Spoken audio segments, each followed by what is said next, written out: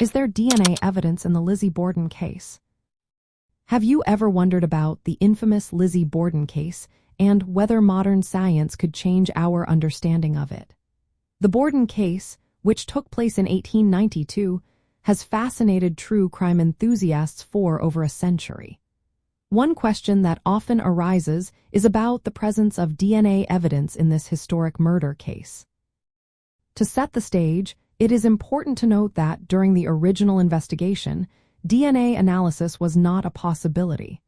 The science of DNA was not developed until the late 20th century.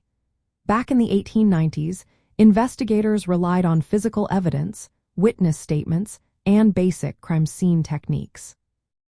Despite the absence of DNA testing, some physical evidence was collected. This included bloodstained clothing, the suspected murder weapon, which was either an axe or a hatchet, and various items from the crime scene. These pieces of evidence were crucial at the time but lacked the scientific rigor that DNA analysis provides today. Fast forward to the present, and we find ourselves with advanced forensic methods that could potentially analyze surviving evidence from the Borden case. For example, a small blood spot found on Lizzie Borden's petticoat could be tested today. This could reveal whether the blood belonged to Lizzie or someone else. Additionally, items like the hatchet handle or bloody rags discovered in the basement might still hold biological material that could yield DNA. If this evidence were intact, it could help establish connections between Lizzie and the crime scene or the victims. However, it is essential to understand that no public record indicates that DNA testing has ever been performed on the original evidence from the Borden case. The passage of time has led to contamination and degradation of materials, making it challenging to obtain reliable DNA results.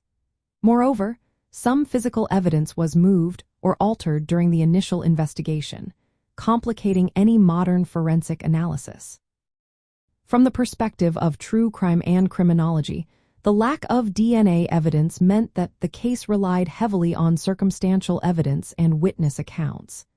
Lizzie Borden became the primary suspect due to her presence at the scene, family tensions, and her behavior. If modern forensic techniques, including DNA testing, had been applied back then, they might have provided clearer answers about her involvement.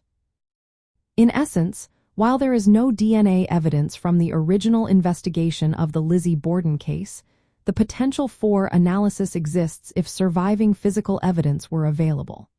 However, without documented testing, the case remains a captivating topic of debate and speculation within the true crime community.